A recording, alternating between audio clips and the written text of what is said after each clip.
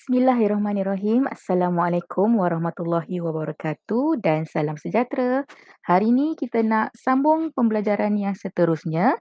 Kita nak belajar tentang pengurusan data. Okey, dan kita akan fokus kepada mode, median, mean dan julat. Jadi kita nak tengok setiap satu ni apa benda itu mode, median, mean dan julat. Okey, jadi kita jangan buang masa. Kita teruskan dengan pengurusan data. Okey. So inilah 4 benda yang kita nak belajar hari ini dan kita akan tengok satu persatu. Okey, kita mulakan dengan mode dulu. Okey, apa itu mode? Baik, mode adalah kekerapan tertinggi. Kekerapan tu apa pula? Okey, kekerapan ni maksudnya data ataupun maklumat. Okey, contoh. Kalau cikgu kata, cikgu ada 3 kucing, jiran cikgu ada 5 kucing. Okey, jadi kekerapan untuk cikgu adalah 3. Kekerapan untuk jiran cikgu adalah 5. Okey, jadi dia data ni untuk setiap orang lah ataupun untuk setiap satu bahagian. Itu maksudnya kekerapan. Jadi bila kita nak mencari mode, kita nak mencari kekerapan yang tertinggi. Maksudnya data mana yang kerap berulang, yang kerap kita nampak, yang banyak kali keluar. Okey, jadi kita nak tengok beberapa contoh untuk kita lebih faham lagi tentang kekerapan ini. Okey. Baik. Contoh kita ada satu set data. Okey, 120, 250, 120, 340, 120. Okey, jadi kalau kita tengok data ni pun sekali pandang pun kita dah boleh agak apa nombor yang paling banyak kita sebut ataupun apa nombor yang paling banyak kita nampak. Okey, jadi kalau kita tengok dekat sini, kita ada 120, kemudian kita jumpa lagi 120, kita jumpa lagi 120. Okey, jadi mode-nya adalah 120 lah. Sebab apa? Sebab banyak kali kita nampak. Nombor 120 tu diulang banyak kali. Okey. Baik, contoh seterusnya. Kita ada set data 10, 30, 20, 10 dan 40. Okey, jadi kalau kita tengok kat sini, nombor mana yang paling kerap kita nampak ataupun nombor mana yang paling banyak kali diulang. Okey, jadi kita tengok, okey, 10, kemudian ada lagi satu, 10. Yang lain semua sekali, nombor 10 je yang diulang 2 kali. Jadi, mode-nya adalah 10. Okey. Baik, kita tengok contoh seterusnya. Kalau digunakan huruf pula. Kalau kita tengok kita ada satu set huruf. A, B, E, A, C, F, A, T. Jadi kalau kita tengok dekat sini, huruf yang mana kita paling banyak kali nampak? Ataupun huruf yang mana yang paling kerap diulang-ulang? Okay, jadi obviously lah. Jelasnya kita boleh nampak huruf A yang paling banyak dalam data tu. Jadi mode-nya adalah A. Huruf A lah. Okey. Jadi sekarang ni kita nak tengok kalau daripada segi jadual pula. Macam mana kita nak cari mode? Selalu murid akan sebut, okey cikgu, mode dia adalah 50. Kenapa? Sebab kekerapan tertinggi. Salah. 50 ni bukan kekerapan tertinggi. 50 ni ada nilai tertinggi. Nombor yang paling besar. Mode ni kita bukan cari nombor yang paling besar. Okay, mode ni kita nak cari nombor yang paling banyak kali keluar. Ataupun paling kerap kali diulang. Okey, jadi kalau untuk jadual kita tak boleh terus anggap 50 adalah mode dia. Salah. Okey, jadi untuk jadual dia lain sikit. Okey, sekarang ni kita nak tengok. Baik. Contoh untuk jadual ni dia kata markah 30 seorang murid saja yang dapat. Jadi markah 30 tu akan dituliskan sekali sahaja. Okey. Seterusnya untuk markah 35 ada 3 murid, jadi 35 itu mesti ditulis sebanyak 3 kali. Sebab 3 orang yang dapat. Okey, kemudian yang dapat markah 40 ada 4 orang, jadi berapa kali kita nak tulis 40 tu? 4 kalilah. Ikut bilangan murid yang dapat. Kemudian markah 45 ada seorang dan markah 50 pun ada seorang. Jadi daripada jadual kita sediakan dulu set data. Ini adalah set nombor yang kita ada. Okey. Okey, kekerapan dia lah. Markah 30 kekerapan dia 1. Markah 35 kekerapan dia 3. 40 kekerapan dia 4 dan seterusnya. Okey, daripada sini barulah kita tengok dalam set ini markah 40 paling banyak kali keluar. Okey, paling kerap kali ditulis. Jadi modnya adalah 40 sebab ada paling banyak murid yang dapat markah 40. Okey, cikgu harap kamu boleh faham ya untuk bahagian mod. Seterusnya kita sambung ke bahagian median. Baik, median ni paling senang kita nak ingat adalah daripada perkataan middle bahasa Inggeris. Middle maksudnya di tengah-tengah. Jadi median ni adalah nilai data di tengah. Tapi ada satu syarat. Kita mesti susun data ni dulu secara menaik ataupun menurun. Dia tak kisah. Sebab nanti yang di tengah-tengah tu akan dapat yang sama juga. Okey, jadi kita nak tengok contoh-contoh untuk mencari median. Okey, cikgu akan gunakan data yang sama dengan mod tadi. Okey, kalau kita tengok dekat sini, orang akan kata tengah-tengah dia 120 lah. Betul atau tidak, tak tahulah kan. Tapi kita tak boleh terus cari jawapan macam tu.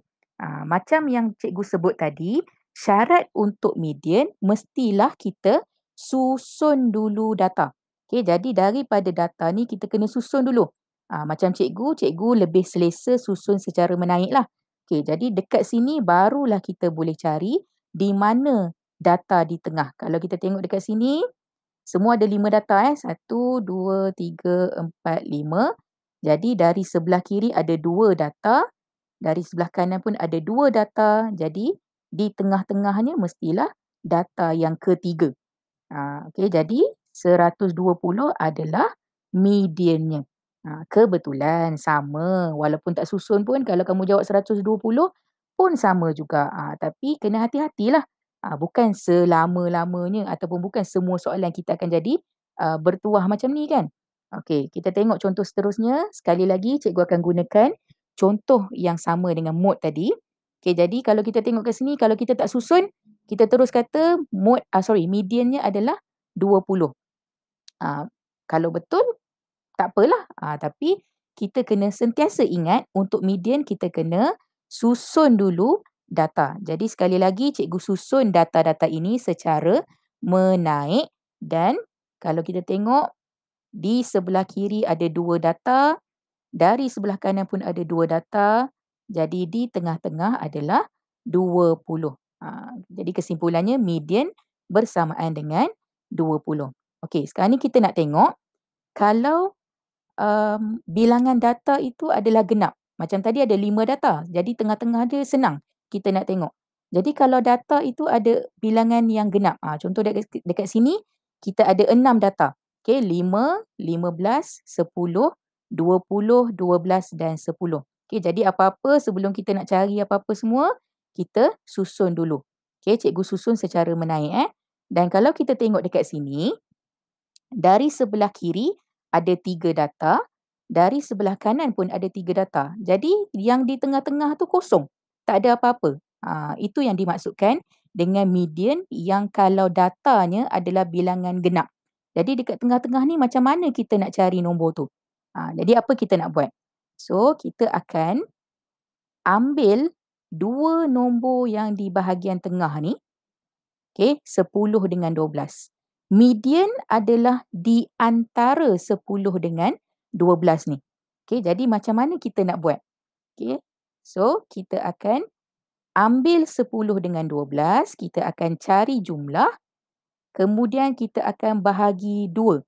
Kenapa kita nak bahagi 2? Supaya kita boleh cari nombor ataupun data di antara 10 dengan 12 ni. Okey, jadi kita kira macam biasalah 10 tambah 12, 22. Kita bahagi dengan 2 dan mediannya kita akan dapat 11. 11 tu tak ada pun dalam data tapi median di tengah-tengah tu akan dapat 11. Okey, contoh seterusnya. Cikgu ambil contoh yang markah tadi. Kalau kamu tengok mod tadi. Okey, jadi nombor kita dah ada. Yang ni tak payah susun lah sebab ini dah memang sedia disusun dari segi menaik disusun secara menaik. Okey, jadi dekat sini kita tengok dari sebelah kanan, dari sebelah kiri kita ada 5 data, di sebelah kanan pun ada 5 data macam tadi. Okey, maknanya kita tak jumpa data yang di tengah-tengah secara jelas. Okey, sebab kiri pun 5, kanan pun 5. Jadi kita nak cari median itu adalah di tengah-tengah sini. Okey, kamu tengok anak panah ni di tengah-tengah sini tapi tak ada nombor. Jadi macam mana nak cari? Okey, jadi kita akan ambil 2 nombor di tengah, okey, dan kita akan jumlahkan kemudian kita bahagi 2 untuk mendapatkan nombor di antara 40 dengan 40 ni. Okey, di antara itu adalah mediannya. Okey. Kemudian selesaikan 80 bahagi 2 dan kita akan dapat semula 40. Okey, jadi kalau di tengah-tengah ni pun sebenarnya adalah 40 juga. Itulah mediannya. Okey, seterusnya adalah min. Okey, min ini apa? Min ini sebenarnya adalah perkataan lain bagi purata. Purata ni lebih kuranglah. Purata ni maksudnya lebih kurang. Okey. Okey, jadi cara untuk mencari min adalah kita akan jumlahkan keseluruhan data. Jumlah maksudnya kita tambah, kemudian kita akan bahagi dengan bilangan data yang ada. Okey. Kalau cikgu selalu ajar pada murid-murid cikgu, cara nak senang sebutnya, sebab min itu adalah purata kan. Jadi purata, kita ambil perkataan perut. P, perut. Okey. Perut, jumlah tu J jangan, bilangan B buncit.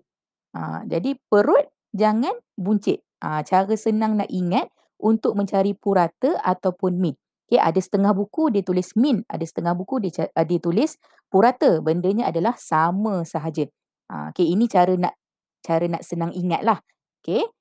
Baik, kita tengok contoh. Okey, kita ada satu set data, yang ini kena susun tak? Tak payah susun sebab ini bukannya median. Kita nak cari min, kita nak cari purata. Jadi, macam mana nak cari min tadi? Kita akan cari jumlah keseluruhan. Okey, jadi kita ada 5 tambah 9 tambah 3 tambah 5 tambah 8. Kemudian kita bahagi dengan bilangan data. Okey, kenapa cikgu ambil 5? Dari mana datangnya 5? Sebab kita ada 5 maklumat, 5 kekerapan, 5 angka. Okey. 1, 2, 3, 4, 5. Jadi dekat sini kita dapat bilangan datanya. Okey, ataupun kita boleh tengok sahaja berapa banyak yang kita tambah ni. Kalau ada 5 nombor, 5 lah data dia. 5 lah bilangan dia. Okey, jadi kita selesaikan. Tambah macam biasa kita akan dapat 30. Kemudian kita bahagikan dengan 5 dan kita akan dapat minnya adalah 6. Okey, kalau jadual pula macam mana? Okey, kita ada GSIM dan bilangan murid. Jadi apa-apa jangan terus tengok GSIM ataupun jangan terus tengok bilangan murid sahaja. Okey, kita kena keluarkan data dulu. Okey, jadi untuk min kamu tengok punyalah banyak. Dari mana datangnya ni? Sebab kamu tengok 25 kg ada seorang, jadi kita tuliskan sekali. 30 kg pun ada seorang. 35 kg ada 2 orang. Jadi sebab itu ada 2 kali 35 ni. Okey, 40 kg ada 4 orang. 4 kali kita tulis. Dan 45 kg ada 2 orang, jadi kita tuliskan 2 kali. Okey, kemudian kita bahagikan dengan 10. Kenapa 10? Sebab kalau kamu tengok bilangan murid ni, bila kita tambahkan semua, kita akan dapat 10 murid. Okey, jangan letak 5. Kamu nampak ada 5 kotak. 1, 2, 3, 4, 5. Jadi kita bahagi 5 saja. Salah. Okey, bilangan murid kita kena tengok keseluruhan. Macam tadi cikgu kata, lagi satu cara nak senang untuk mencari bilangan, kamu tengok berapa nombor yang kamu tambah dekat atas ni. Berapa data dia. Kalau ada 10 data, maknanya bilangan dia adalah 10 lah. Okey, jadi jangan tersilap dekat situ, ya. Okey, jadi kita tambah, kita akan dapat 375, kita bahagikan dengan 10. Kamu bahagilah cara kamu nak guna cara arrow ke, cara biasa ke, kita akan dapat 37.5 kg. Jadi itu adalah minnya ataupun puratanya. Okey, dan yang bahagian terakhir, bahagian julat. Julat adalah bahagian paling senang. Kenapa cikgu kata paling senang? Sebab kita cuma cari nilai maksimum ataupun nilai yang paling tinggi, kita tolak dengan nilai minimum ataupun nilai yang terendah, paling sikit. Okey, contoh. Okey, kita gunakan data tadi. Sekarang ni kita cari dulu, apa nombor yang paling besar? Okey, nombor yang paling besar adalah 340. Apa nombor yang paling kecil? Nombor yang paling kecil 120. Tak kisahlah dia ada banyak kali pun, kita ambil satu je lah. Okey, kemudian untuk cari julat, kita ambil yang besar ataupun ambil data yang tertinggi, kita tolak dengan nilai yang paling sikit dan kita akan terus dapat julatnya 220. Senang kan? Okey, kita tengok contoh seterusnya. Okey, kita ada satu set data, pertama sekali kita cari nilai maksimum, maknanya nombor yang paling besar. Okey, kita akan dapat 30, ni 40 ni. Ni dah salah. Sepatutnya 40 Okey, maaf ada sedikit kesilapan. Ada 40 sepatutnya. Kemudian yang kecil adalah 10. Okey, yang ini pun ada kesilapan. Ni sepatutnya 40 tolak 10. Kita akan dapat 30. Maaf ada sedikit kesilapan. Okey, tak apa, kita teruskan. Kita guna untuk jadual pula. Macam mana kita nak cari julat untuk jadual. Okey, sama macam tadi, macam mode, macam median, macam min, kita akan cari dulu data.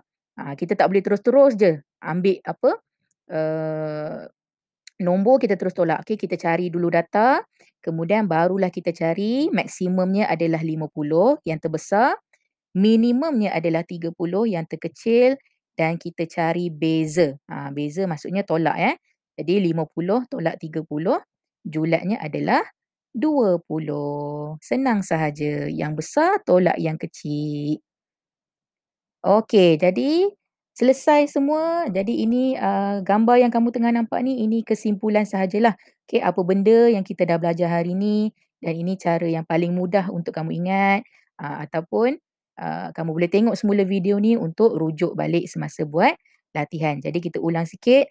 Mode maksudnya kekerapan yang paling tinggi, maksudnya yang paling kerap keluar, yang paling kerap kita nampak. Median adalah di tengah-tengah.